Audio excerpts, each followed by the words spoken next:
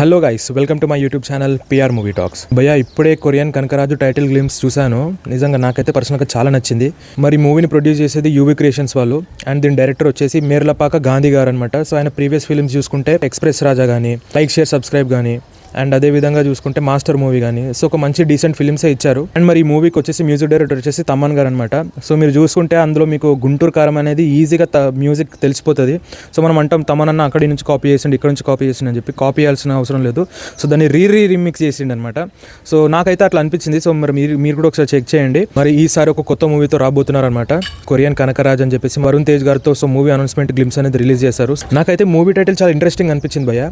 మరి ఫిలిం జానరా చూసుకుంటే Indo Korean horror comedy film భయ్య. సో చూడాలి మరి వరుణ్ తేజ్ గారు ఈసారన్నా హిట్ కొడతారో లేదో. ఎందుకంటే ప్రీవియస్ ఫిలిమ్స్ చూసుకుంటే మట్కా అయినా, గాంధీవదారి అర్జున అయినా, ఆపరేషన్ వ్యాలంటైన్ లాంటి సినిమాలతో వచ్చారు. సో చాలా డిజాస్టర్ మూవీస్ అనేది జరిగినాయి ఆయన కెరియర్లో.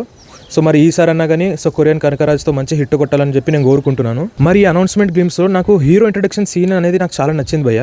మరి ఆ సీన్లో చూసుకుంటే హీరో ఐస్ వచ్చేసి బ్లూ కలర్లో ఉండి సో ఐఎమ్ బ్యాక్ అని చెప్పి ఒక డైలాగ్ అనేది చెప్తారు. సో అది కొరియన్లో చెప్తాడు అనమాట. నాకేమనిపించింది అంటే సో ఈ సినిమా వచ్చేసి హారర్ కామెడీ కాబట్టి సో కొరియన్కి సంబంధించి ఎవరిదైనా ఆత్మ సో హీరో బాడీలోకి ఎంటర్ అయ్యి సో అతని ద్వారా సో ఇవన్నీ జరుగుతున్నాయేమో అని చెప్పేసి ఆ టైటిల్ గ్లిమ్స్ చూస్తే నాకు అలా అనిపించింది. సో అది నా పర్సనల్ ఒపీనియన్ మాత్రమే. అండ్ ఆ గ్లిమ్స్లో మీరు చూసుకుంటే హీరో చేతిలో కత్తి ఉంటుంది అనమాట. సో కత్తి మీద కూడా కొరియన్ లాంగ్వేజ్లో సమ్ వర్డ్స్ అనేవి రాసి ఉంటాయి. సో అదంతా క్లియర్గా లేదు మనకు టైటిల్లో. మరి ట్రైలర్లో ఏమైనా రిలీజ్ చేస్తే ఇంకా మనకి మోర్ ఇన్ఫర్మేషన్ అనేది రావచ్చు సో సినిమాకి సంబంధించి. మరి నాకు తెలిసి వరుణ్ తేజ్ గారి కోసం థియేటర్కి ఆడియన్స్ వస్తారో లేదు తెలియదు, కానీ సత్య గారి కామెడీ కోసం మాత్రం థియేటర్కి ఆడియన్స్ పక్కా వస్తారు. ఎందుకంటే నా ట్రాక్ చూసుకుంటే డే బై డే చాలా ఇంప్రూవ్ అవుతుంది అనమాట. సో తన కామెడీ టైమింగ్ అయినా, జోక్స్ అయినా చాలా న్యాచురల్గా చాలా ఫ్లోగానే వెళ్ళిపోతుంది. సో చూడాలి సో కొరియన్ కనకరాజు మూవీ ఎలా ఉండబోతుందో. సో దాని రిలీజ్ డేట్ అనౌన్స్ చేయలేదు.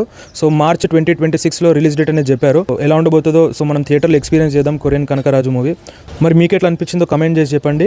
అదేవిధంగా ఛానల్ని సబ్స్క్రైబ్ చేసుకొని సపోర్ట్ చేయొచ్చు కదా ప్లీజ్.